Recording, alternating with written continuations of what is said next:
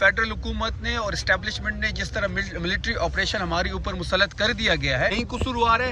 इन्हीं लोगों को पख्तून कौम से माफी मांगनी पड़ेगी। वो है तलाल चौधरी की तकरीर ऑन रिकॉर्ड पड़ी है जिसमें वो कहते हैं ऑपरेशन होगा। ख्वाजा आसिफ सीने को यूं करते हैं, यूं वो कहते हैं इंशाल्लाह हम ऑपरेशन करेंगे। सिस्टम जो है वो इमरान खान साहब के एक बयान के सामने, एक ट्वीट के सामने नहीं ठहर सकता। उनका एक बयान, पहले इन्होंने उनके नाम पे पाबंदी लगाई, फिर तस्वीर पे पाबंदी लगाई, अब बयान पे भी पाबंदी लगा दी। बयान पे पाबंदी लगाने का मकसद ये है कि ये जो हाइब्रिड निज़ाम बना दिया गया है इस्टेब्लिशमेंट के साथ मिल के, वो एक खान साहब की ट्वीट के सामने नहीं ठहर सकता। देखिए जो नकल मकानी की गई है वो फेडरल हुकूमत ने और इस्टेब्लिशमेंट ने जिस तरह मिलिट्री ऑपरेशन हमारे ऊपर मुसलत कर दिया गया है, ये इन्हीं लोगों ने वहाँ पे जबरी इनखला किया है। हमारे लोग 19,000 फैमिलीज ने नीचे आना था, 14,000 आ चुकी है। ये इनकी इमा पे हुआ है। तलाल चौधरी की तकरीर ऑन रिकॉर्ड पड़ी है जिसमें वो कहते हैं ऑपरेशन होगा। ख्वाजा आसिफ सीने को यूं करते हैं, यूं वो कहते हैं इंशाल्लाह हम ऑपरेशन करेंगे। DGISPR की आसमा शराजी साहब उनसे क्वेश्चन करती हैं, उसके रिस्पॉन्ड में वो कहते हैं कि ऑपरेशन तो पहले भी हो रहा है, अब भी होगा, ये रोके हम तो करेंगे।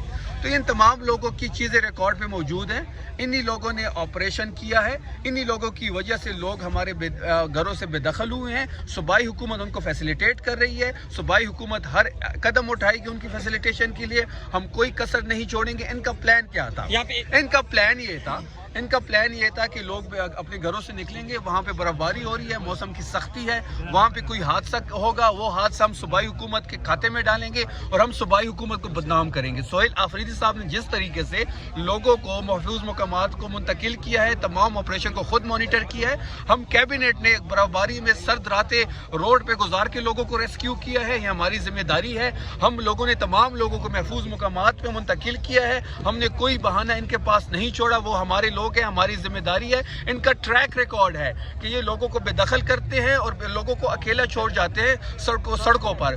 आज आप देख लें ज़रब अज़ब के IDPs जो बका खेल के मकाम पे बैठे हुए हैं, जहाँ भी ये ऑपरेशन करते हैं लोगों को उधर ही छोड़ जाते हैं। इनका प्लान यही था, लेकिन सूबाई हुकूमत ने स्टेप फॉरवर्ड करके चीज़ों को हल किया। अब इस बयानी से ये भाग रहे हैं, हम इनको बयानी से भागने नहीं देंगे। यही कसूरवार है। इन्हीं लोगों को पख्तून कौम से माफ़ी मांगनी पड़ेगी। अगर माफ़ी नहीं मांगेंगे तो हम एतवार को अफरीदी कौम का जरगा बुला रहे हैं। खैबर का सोहेल आफरीदी साहब उसको लीड करेंगे और हम तमाम तरह हकीकतें आवाम के सामने रखेंगे। ईमान मिजारी साहब जिन्होंने मेरी बात सुने, आप सिर्फ तंजीम को मैं कर कूं,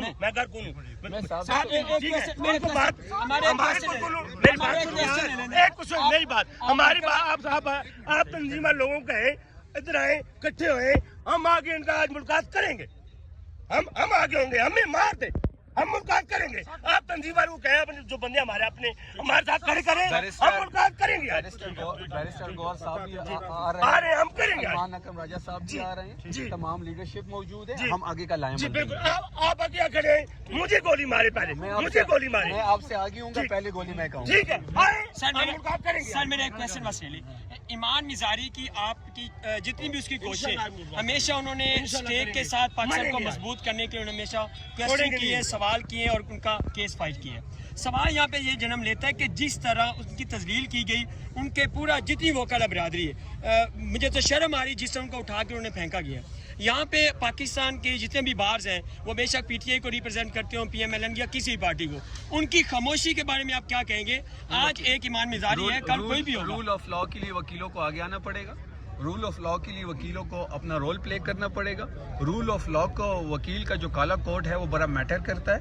2007 की तहरीक इफ्तिखार चौधरी की, परवेज़ मुशर्रफ की जो एग्जैक्ट था वो भी वकीलों की वजह से हुआ था। पाकिस्तान को भी एक वकील ने बनाया है। रूल ऑफ लॉ के लिए उनको आगे आना पड़ेगा। आज एक ईमान मिजारी है, कल फिर हम बिल्कुल अब कोई भी इनके साथ बातचीत करेंगे तो वो रिटर्न होगी, क्योंकि इनकी नीयतों में पहले से शक था। और जिस तरीके से इन्होंने प्रेस रिलीज़ की है, अब तो यू टर्न जो उन्होंने लिया है अपने बयानिए से, इसके बाद तो अब कोई इबाम ही नहीं रहा। तो ये लोग जो है अपनी बात से पीछे हट जाते हैं, ये लोग जो हैं अपने वादों से पीछे मुकर जाते हैं। इन पे अब किसी किस्म का कोई एतबार नहीं है। नेशनली और इंटरनेशनली ये बायस शर्मिंदगी है। इंटरनेशनली भी कोई इनको घास नहीं डालता, और नेशनली जो इन्होंने जो हालात बना दिए हैं, पाकिस्तान को जिस नहज पे ये ले आए हैं, वो भी आपके सामने है। अब सोहेल आफरीदी साहब ने जिस तरह बात की है, कोई भी अगर इनसे बातचीत होगी तो वो तहरीरी सूरत में होगी। एक सवाल का जवाब सिर्फ दे दें। अलीमा आपा ने 10,000 लोग यहाँ पे बार बार जो है ना वो कहते हैं कि आए बदकिस्मती के साथ हमारी जितनी मिलिट्री, मैं एज एक वर्कर आपसे सवाल कर रहा हूँ कि यहाँ पे जो है ना वर्कर्स क्यों नहीं लाए जाते, क्या वजह है? ये आप सिर्फ अगर आप तमाम पार्लियामेंटेरियंस इस वक्त यहाँ पे मौजूद हैं। खैबर पख्तूनख्वा से हम हर हफ्ते आते हैं। आज इससे पहले हम हाई कोर्ट गए, वहाँ पे हमने पिटीशन जमा की, हम तमाम पार्लियामेंटेरियंस ने वहाँ पे साइन किए और वहाँ से हम यहाँ पे आए हैं और हर हफ्ते आप देख रहे होंगे कि तादाद बढ़ रही है। शफी जान भाई, मैं एक पैगाम सिर्फ लेना चाह रहा हूँ। आपकी जो आवाज़ है इस वक्त वो तो आप क्या कहेंगे इस हवाले से? ये पसंद इनको कैंसिल करनी पड़ेगी क्योंकि हर बंदा जो पतंग उड़ा रहा है उस पे 804 लिखा हुआ है या इमरान खान की तस्वीर है। इनको ये पसंद कैंसिल करनी पड़ेगी, ये मार्क बाय वर्ड्स। जी शफी भाई, एक मेरा छोटा क्वेश्चन भी आप माशाल्लाह कैमरा मोड़ लें फिर क्वेश्चन कर लेना, इस तरह से कुछ नहीं होगा। जी शफी जान साहब, बताइएगा खान साहब की सेहत के मुतालिक जो खबरें चल रही हैं इस टाइम, उस पर आपका क्या मौक़िफ़ है? क्योंकि आप केपी गवर्नमेंट को जो है वो रिप्रेजेंट